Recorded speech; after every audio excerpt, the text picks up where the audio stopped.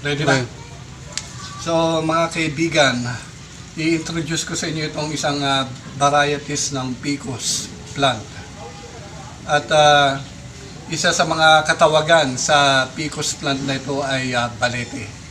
Ito ay kalimitan na ginagamit ng mga bonsai artists bilang isang material sa paggawa nila ng bonsai.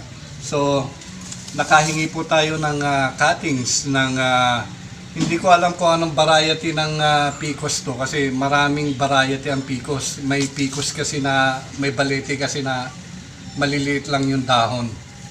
Ito, sa case nito, bilog ito. Nahingi ko lang ito dun sa kapitbahay, itong cuttings nito. So, ang gagawin natin, iriripat lang muna natin siya sa ordinary soil. Saka na lang natin siya i-introduce sa bonsai mixed soil kasi iba yung mixture ng soil ng bonsai, hindi garden soil. Ito garden soil ito na may pagka organic.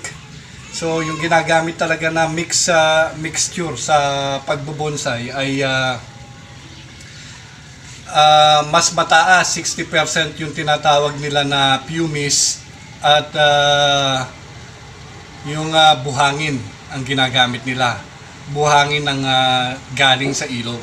So, paki-close up nga nitong tingnan nyo na mabubuhay na ito kasi may mga na siya.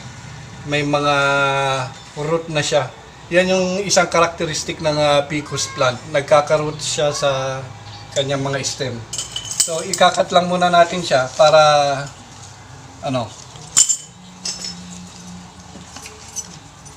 ikat lang muna natin siya.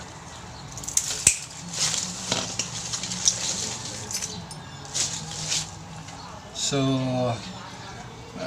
branch selection tayo. So, ito, branch selection tayo ha. Ito. Itatanggalin na natin to.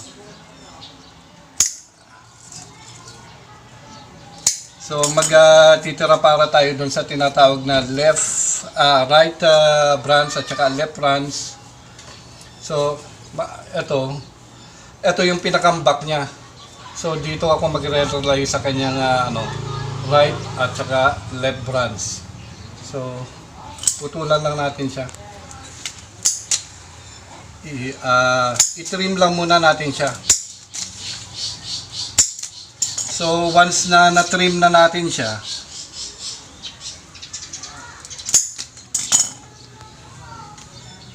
ganyan ang magiging itsura niya. So, iriripat natin siya para bawasan natin yung kanyang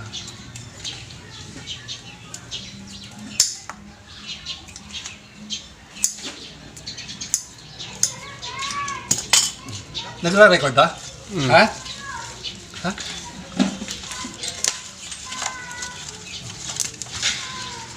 Tingnan mo kung nagre-record ha? Sayang yung ko, binitawan kong So ganito rin na itong isa, tinatawag tayo na branch selection. So ito, wala na yan, pati ito. Ito. Branch selection ang tawag dyan. Kasi sineselect mo lang yung mga possible na hindi na niya unnecessary na nasanga. So kasi sa pagbubonsai, pinipili mo yung kanyang may left and right siya na principal at saka back at saka yung apex. Ito yung pinakandulo niya. Ito yung apex. So magkano na lang muna tayo. Kasi hindi pa natin malalaman yan kasi may proseso nga ang pagbubonsai. So inano lang muna natin siya. So ito, iriripat lang natin to at pagka stable na siya, ilalagay na natin siya sa panibagong pot. Kaya lang natin siya mag-wild hanggang sa pagka nakitaan na natin ng forma, doon natin siya ipoporma ng bonsai. Maraming salamat po.